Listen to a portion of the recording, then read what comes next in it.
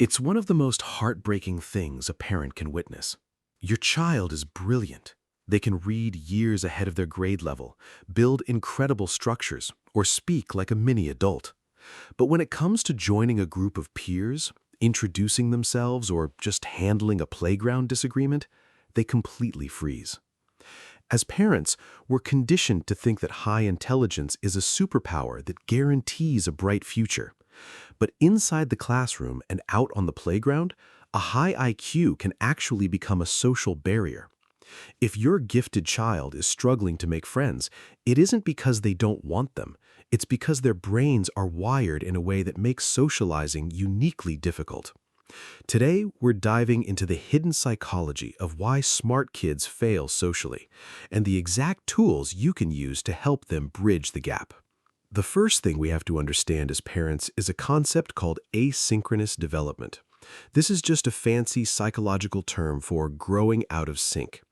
In highly intelligent children, brain development is uneven. Chronologically, your child might be 8 years old. Intellectually, they might have the logic and vocabulary of a 14-year-old, but emotionally and socially, they are still exactly 8. This creates a massive disconnect. When they try to play with kids their own age, they often get frustrated because their peers don't understand their complex rules or advanced vocabulary. They might come across as bossy or know-it-all, when in reality, they are just trying to communicate at their intellectual level. They don't fit in with older kids because they lack the emotional maturity, and they don't fit in with kids their own age because they lack shared intellectual ground. They are stuck in a developmental no man's land. Because of this gap, smart kids experience a deep sense of isolation early on. They look around and realize that the things that come naturally to other kids, like small talk, sharing a toy without over-explaining it, or just going with the flow, feel completely foreign to them. They start to realize they are different, and without guidance, they often internalize this difference as a personal defect rather than a developmental mismatch. For average children, social interaction is based on intuition and trial and error. They jump into the sandbox, grab a shovel, and start playing. But brilliant kids don't do intuition well. They do logic. Because their brains are wired to analyze patterns and solve problems, they try to intellectualize making friends.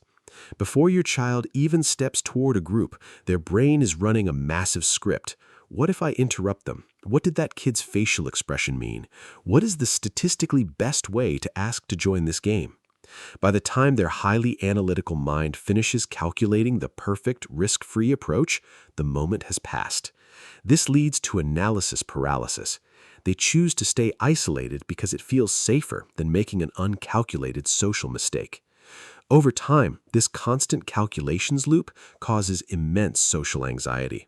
The playground, which should be a place of fun, becomes a high-stakes testing ground where every move is judged by their own harsh critic. When a child is labeled smart early on, they learn that their value comes from being right and doing things perfectly on the first try. Schoolwork usually comes easily to them, but social relationships are messy, unpredictable, and full of rejection. There is no A+ in making friends. Because gifted kids aren't used to struggling academically, they have a remarkably low tolerance for emotional discomfort. When a social interaction goes wrong, like a peer saying no to a game, the smart kid perceives it as a massive, shameful failure. To protect their ego, their brain develops a defense mechanism. They'll tell you, I don't like those kids anyway, or I prefer to play by myself. It's not that they want to be alone, they're just terrifyingly afraid of not being perfect at socializing. If this coping mechanism goes unchecked, it hardens into a permanent lifestyle. They become hyper-independent, avoiding social situations altogether to keep their self-esteem intact. They convince themselves that they don't need people, which sets up a very lonely trajectory for adolescence and adulthood. Let's talk about what kids actually connect over: shared, accessible interests. Most childhood socialization revolves around pop culture, sports, or simple imaginative play. Highly intelligent children, however, often develop intense, laser-focused obsessions with niche topics at a very young age, whether it's advanced coding, evolutionary biology, or world history. When a smart kid tries to bring these passions into casual recess chatter, their peers naturally tune out or change the subject. The smart kid misinterprets this as personal rejection. They start to feel like an alien dropped into a world where everyone else received a social instruction manual that they missed out on. They stop trying to share their world, which leads to profound loneliness. This loneliness is compounded by the fact that bright kids often crave deeper, more meaningful conversations than their peers are ready for. An 8-year-old who wants to discuss the mechanics of black holes is going to find it incredibly difficult to connect with an 8-year-old who only wants to talk about recess tag.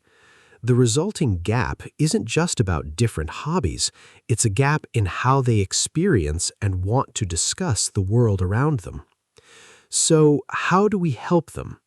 As parents, we need to change how we frame relationships for our children. We must teach them that social intelligence is not something you are born with, it is a skill to be studied, just like math or reading. First, praise the effort, not the outcome. Instead of praising them for being smart, praise them when they show social bravery, like saying hi to a new neighbor or trying to join a game, even if it didn't go perfectly. Second, scaffold social interventions. Don't just tell them to go make friends, give them a specific logical script to use. Walk through scenarios at home, role-playing how to enter a conversation, how to handle someone saying no, and how to ask open-ended questions about what other kids like. Third, normalize imperfection. Remind them that awkward moments are just bugs in the software that help the system upgrade, not permanent failures. Teach them that even the most popular kids make social blunders and that relationships are built on shared flaws, not perfect execution. Finally, help them find their tribe. If they're not finding intellectual peers at school, look for extracurricular clubs, robotics leagues, chess teams, or theater groups where their intense passions are celebrated rather than mocked.